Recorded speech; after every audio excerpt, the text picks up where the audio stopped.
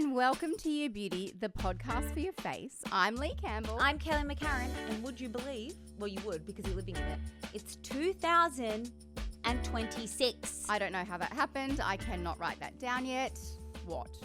But I know it's like a boring subject and it's kind of like talking about the weather, but what the hell? I know. Last year was done. Yeah. No, I was on a bridge like in Darling Harbour for the year 2000. I swear like a couple years ago. Oh, it's just 26 years ago. wild. Yeah. Anyway, it's still hot pod summer. We're still sort of technically on holidays. We hope you are too.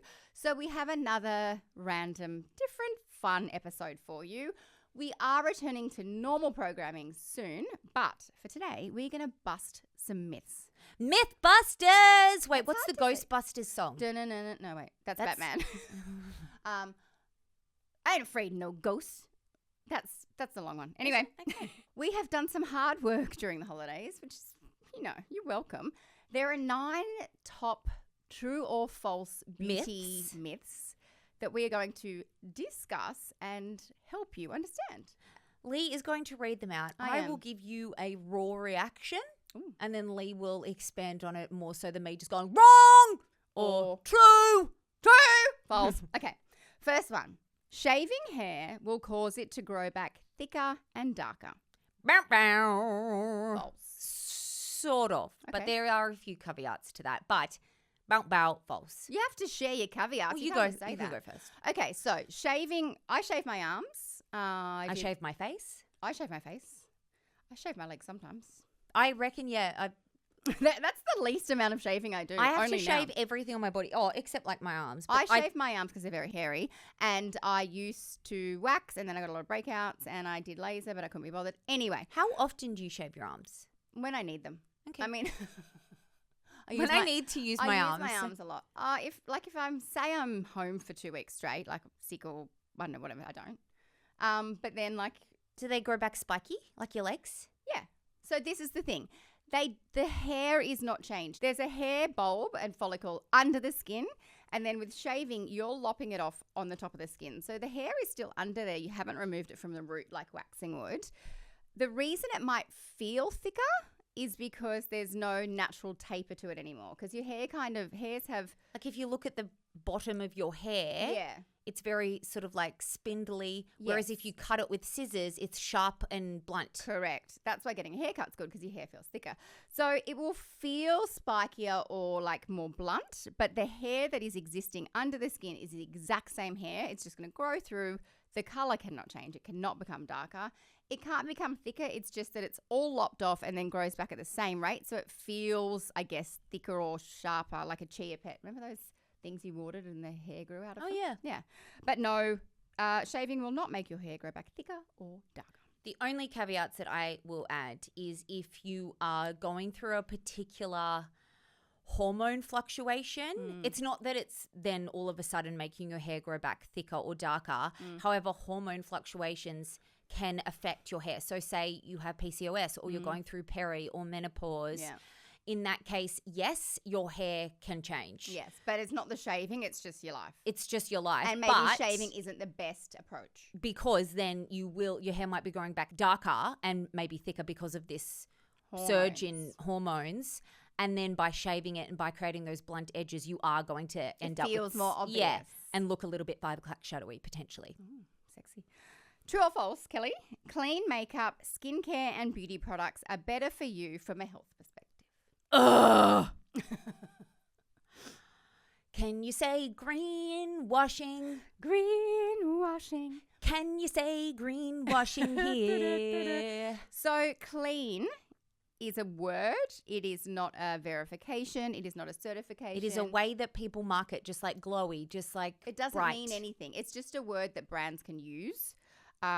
They can then go and use any ingredient they like in their product and still call it clean.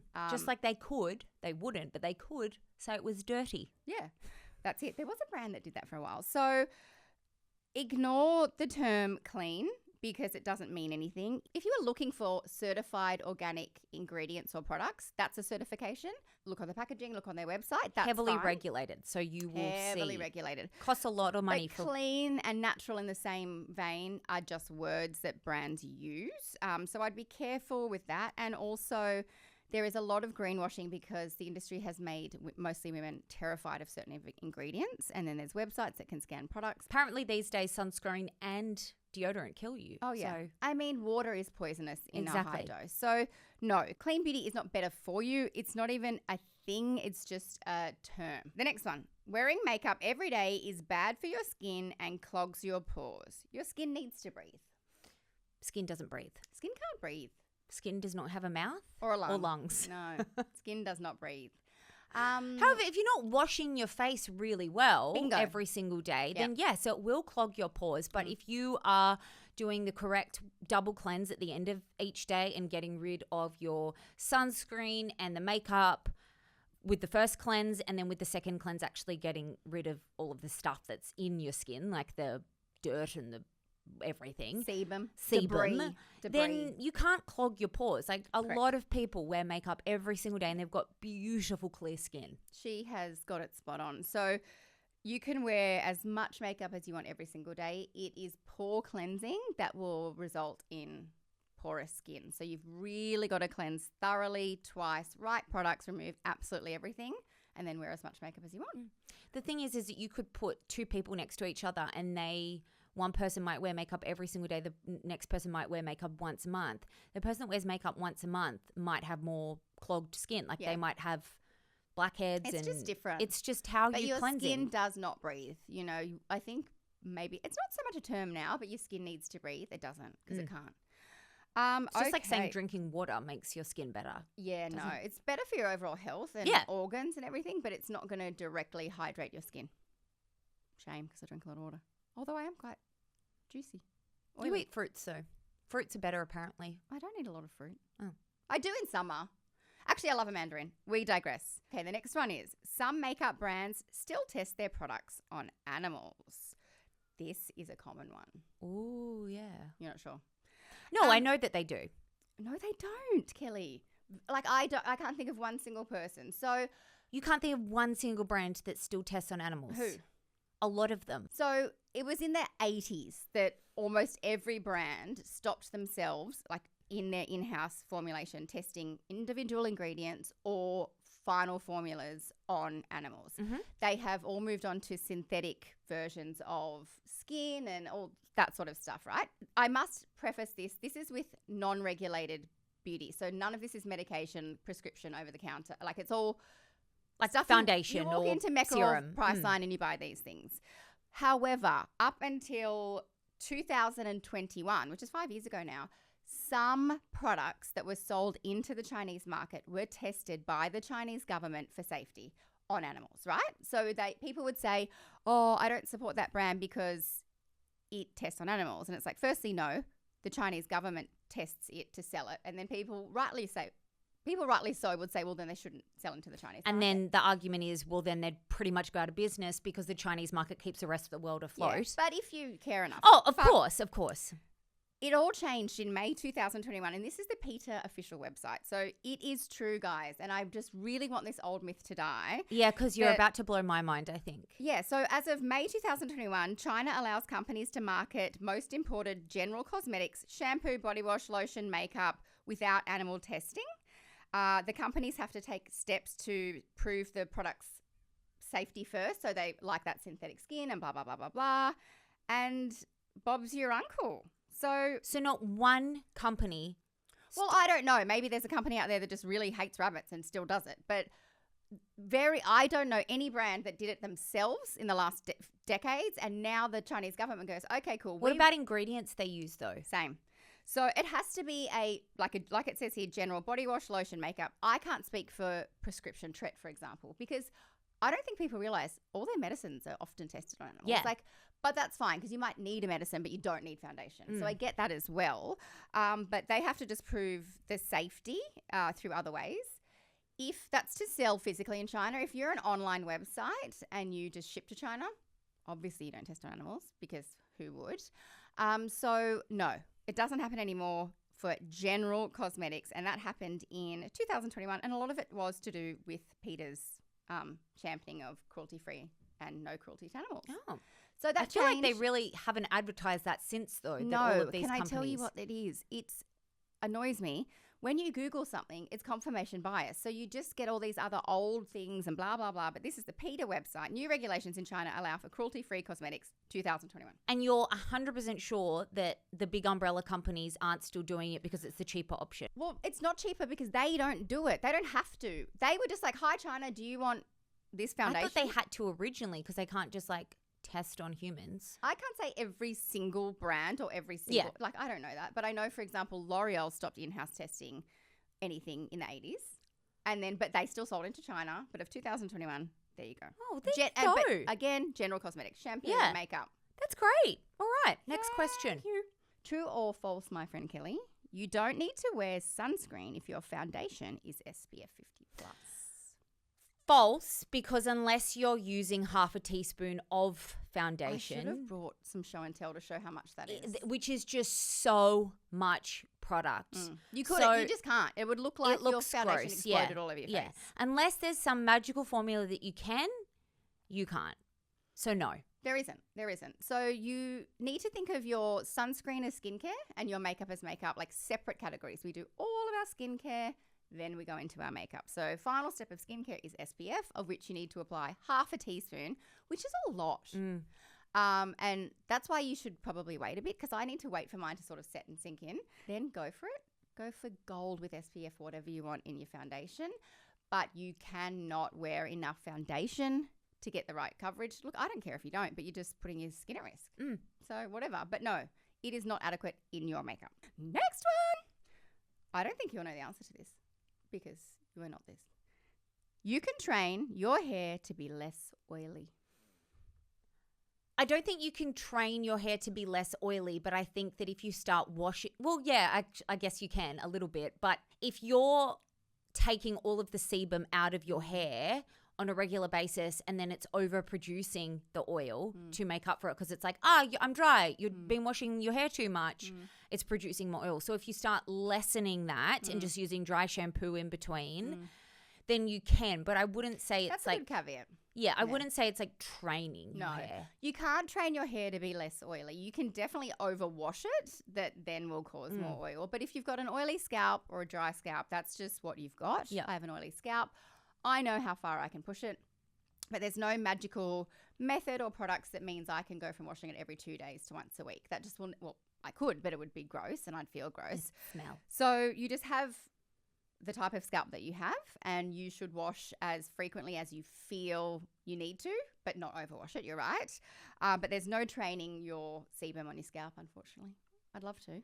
Toner is only for oily skin and can dry out or damage your skin. Incorrect. Back in the day, yes, because it was pretty much just for people with really oily, problematic, angry, acneic skin, and it was like, you know, pure witch hazel or pure tea tree oil or something like that. This was when there was like literally cleanse, tone, moisturize. Exactly. It was a simpler time. Now, some toners are the juiciest, plumpest step in your skincare routine. Like, agreed. They offer so many benefits in terms of hydration, nourishment, peptides, collagen, like calming. Oh my God. Like barrier repair. Yes. The opposite. You're right. So toners used to be quite astringent. So you would cleanse and then basically like using nail polish remover. Sort of, yeah. And then they would think, okay, let's start from a really, really stripped, clean base. So it would kind of strip all your oil and definitely exfoliated. But that was so long ago. Now toner is just a step that and it might, like, let's talk, it could be an essence or a mist. It's some very liquidy, lightweight thing that you do first. You can get ones that are great for oil control or, you know, breakouts, which is, I guess, what these were. But you can get ones that are very restorative and calming. You can get ones that are hydrating. You can get ones that are mattifying. Like you can get anything you want in that toner category, but it used to be that. And I think it's kind of a legacy hangover thought process. Sometimes I use like 3 toners. Whoa. I like to use lots of thin layers. Yeah, of that's things. what I mean. Yeah, 3 essences. Me too. Because I'll just like load up on the juice. Same. I mean, I have to because I'm oily. Like I don't have to. And you don't want to then use heaps of serums. So. And then I don't use a big, thick anything. Oh, yeah. Okay, next one. Air drying hair is always better for it than blow drying. I mean, in terms of the health, yeah, but not in terms of the look, how it looks, which I learned finally at 35?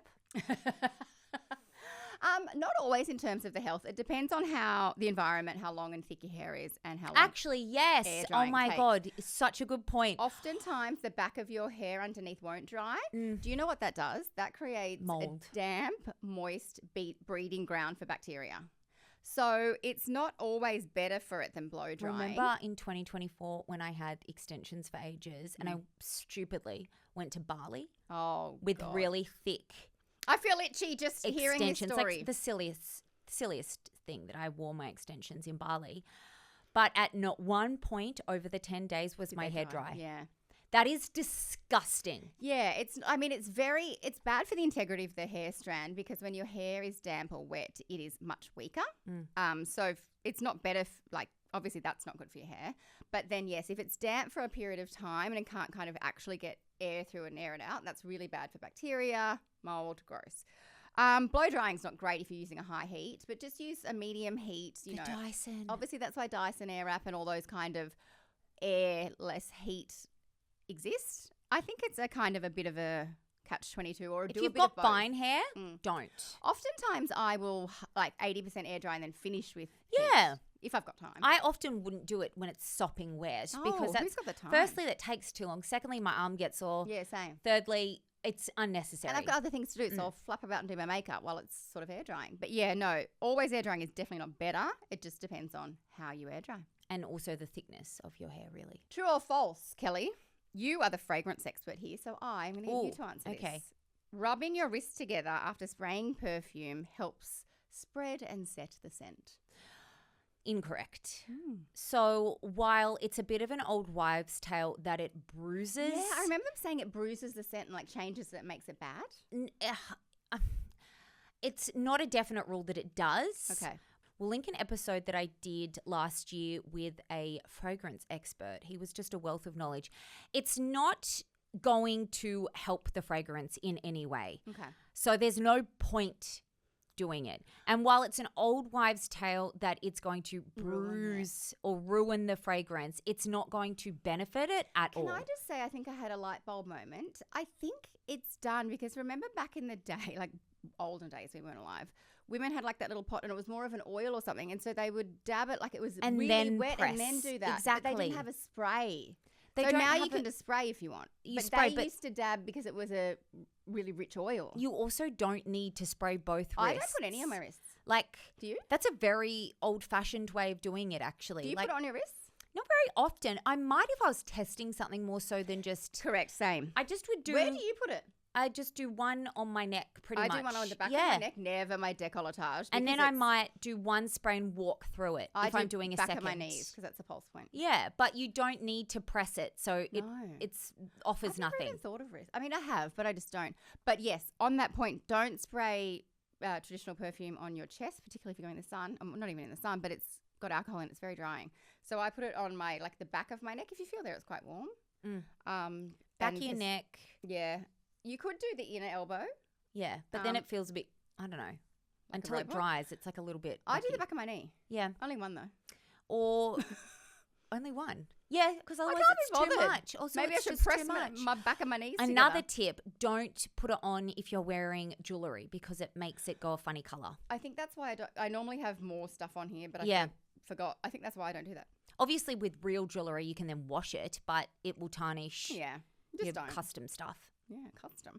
All right, last one. You should never, ever pop a pimple. False. Even the experts are like, if you've got a giant whitehead, pop it. Also, experts do it. You can go for extractions. You just have to do it with cleanliness. Don't just get your dirty fingers and then just go Scratch hell for it. leather. Because, and in all honesty, even if we do that, which we do sometimes, it does take longer to heal. Yes. You can scar your skin, Spread which bacteria. then takes longer to heal, and you are spreading bacteria. So the best way to do it, to squeeze. And we're talking juicy whitehead. Like a proper. It's there. You can see it. It's not going away. And you just don't want the whole world to look at it. Which, fair. And also it's so much fun. It's so much fun. I want you to get a pin or a needle, like a thin needle or something like that. Definitely a needle, not a pin. It's got a different sharpness. Like a sewing needle. A pin? Yeah.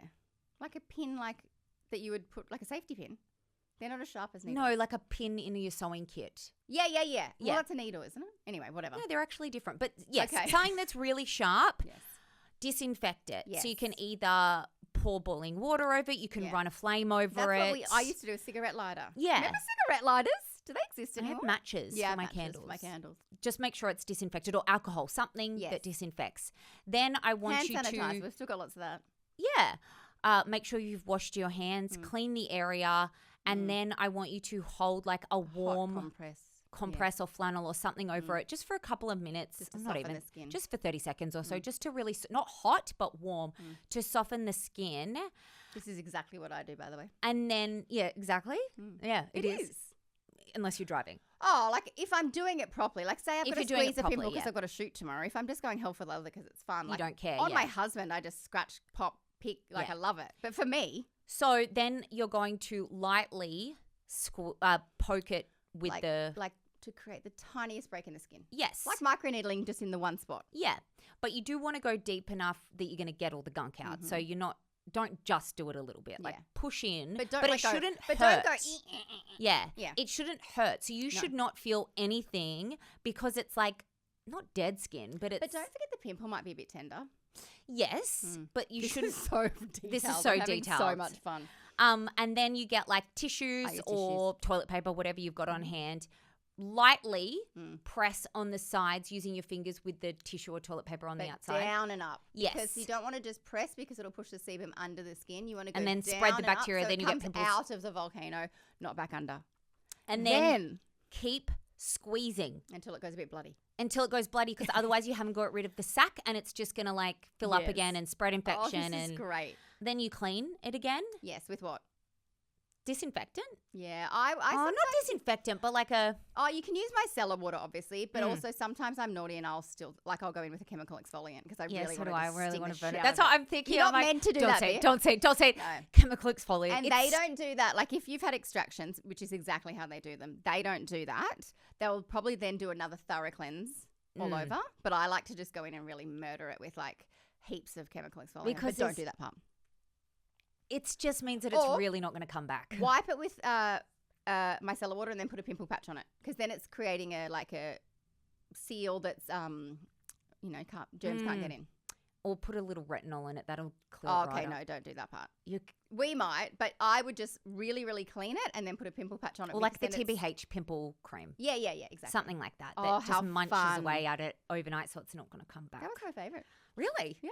Thank you for joining us for this very medical, informative episode of Hot Pod Summer. There's a couple more to go and then we're back to regular programming. Yay, boo. Woohoo! On the 12th of January. Where can people find us, Kelly? We're on TikTok, we're on Instagram, and if you're not watching us, head on over to YouTube and you can see us in all of our silly glory. We'll link everything in the show notes. See you soon. Bye.